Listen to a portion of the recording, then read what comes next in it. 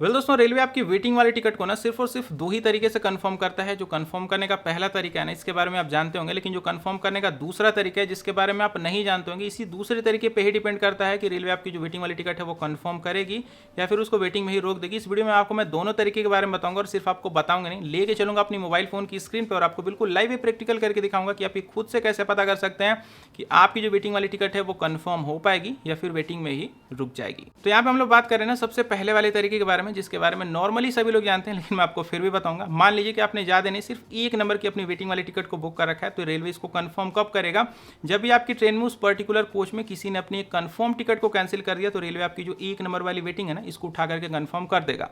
अब कौन अपनी कंफर्म टिकट को कैंसिल करेगा और कौन नहीं करेगा, इस बात की कहीं कोई गारंटी नहीं होती, क्योंकि इस बात को ना मैं बता सकता हूँ, इस बात को आप बता सकते हैं। हो सकता है आपकी कोच में कैंसिलेशन हो ही ना, हो सकता है बहुत ज़्यादा हो जाए, लेकिन अब भाई सीजन वगैरह चलता है, कोई फेस्टिवल वगैरह चलता है, तो कंफर्म टिकट का तो कैंसिलेशन का बात छोड़ ही दीजिए, लोग अपनी वेटिंग की भी टिकट को कैंसिल नहीं करते हैं।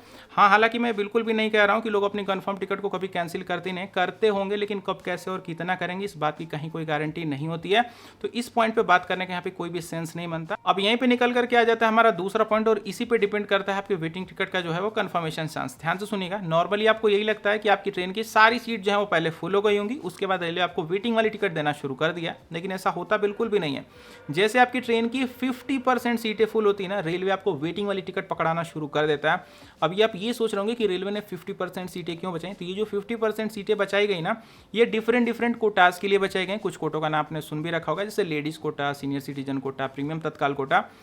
इन्हीं डिफरेंट कोटों के लिए ना ये जो 50% सीटें हैं वो बचा करके रखी जाती हैं। अब आपको मैं सारी कहानी सुना क्यों रहा हूँ, ये जो 50% सीटें बचा करके रखी गई हैं, अगर इनमें बुकिंग नहीं रहती है, यानी कि बुकिंग अगर नहीं हो पाती, इनमें कुछ सीटें अगर बच जाती हैं, तो इन्हीं बची हुई खाली सीटों को, अवेलेबल सीटों को रेलवे वेटिंग वाले पैसेंजर को अलॉट करना शुरू कर देता है, क्योंकि रेलवे इन खाली सीटों को अपने घर तो लेके जाएगा नहीं, आप ही को अलॉट करना शुरू करेगा। अब आपको क्या करना है, बस एक छोटा सा दिमाग लगाना है। आपको जो डिफरेंट कोटाज हैं, इनमें बस आपको चेक कर लेना है कि चार्ट प्रिपरेशन के पहले पहले कितनी जगह बची हुई है। अगर आपके वेटिंग के नंबर से इन डिफरेंट कोटा में ज़्यादा अगर जगह है, तो आपकी वेटिंग वाली जो टिकट है उसको उठा के रेलवे इसी में तो कंफर्म करेगा। तो अब आइए चलिए फाइनली हम लोग ये देखते हैं कि डिफरेंट कोटा में कितनी सीटें खाली है, इनका पता कैसे लगाएंगे। तो यहाँ पे मेरे मोबाइल फोन की स्क्रीन जो है ना वो आपके सामने आ चुकी होगी। यहाँ पे इस बात का पता करने के लिए आपको जरूरत पड़ने वाली है रेलवे के ही official application IRCTC rail connect का। अगर आपके पास ये नहीं होगा तो प्ले स्टोर या फिर एप्पल का फोन यूज करते होंगे तो ऐप स्टोर वगैरह से आप डाउनलोड कर लीजिएगा। फिलहाल मेरे पास ये ऑलरेडी है, सिंपल आपको इसको ओपन कर लेना है।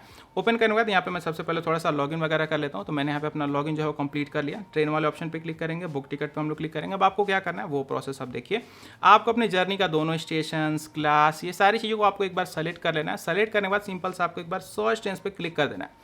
जैसे आप सर्च ट्रेन्स पे क्लिक करेंगे ना, तो आप देखेंगे आपकी ट्रेन में जो भी अभी करंट वेटिंग चल रही होगी ना वो निकल करके आ जाएगी, या फिर आपने जिस भी वेटिंग के नंबर पे अपने वेटिंग की टिकट को बुक किया होगा वो तो आपको पता ही होगा। अब आपको क्या करना है, धीरे से एक बार बैक आइए, किसी को बताना नहीं है, धीरे से एक बार बैक आना है। बैक आने के बाद आपको क्या करना है, यहाँ पे जो जनरल लिखा है ना, कोटा जहाँ पे लिखा है, सिंपल इस पर क्लिक करिए और आपको जनरल और यहाँ पे तत्काल के कोटे को छोड़ के कोई भी एक डिफरेंट कोटा सेलेक्ट करना है। जैसे फिलहाल इस वीडियो में आपको जो सीनियर सिटीजन कोटा है इसी को सेलेक्ट करके दिखाने वाला हूँ। तो सिंपल क्लिक कर दीजिए, सेलेक्ट हो जाएगा। सेलेक्ट करने के बाद आपको इसमें कुछ भी और चेंज करने की जरूरत नहीं, सिंपल से आपको एक बार सर्च ट्रेन्स पे एक बार क्लिक कर देना है। जैसे आप सर्च ट्रेन्स पे क्लिक करेंगे तो आप देखेंगे ना, जिस ट्रेन में अभी आपने थोड़ी देर पहले वेटिंग वाला सिस्टम यहाँ पे देखा था ना, उसी ट्रेन में उसी डेट में आप देखिए यहाँ पे आपको कुछ अवेलेबल सीटें दिखना शुरू हो गई हैं। अब आपको क्या करना है, ध्यान से सुनिएगा।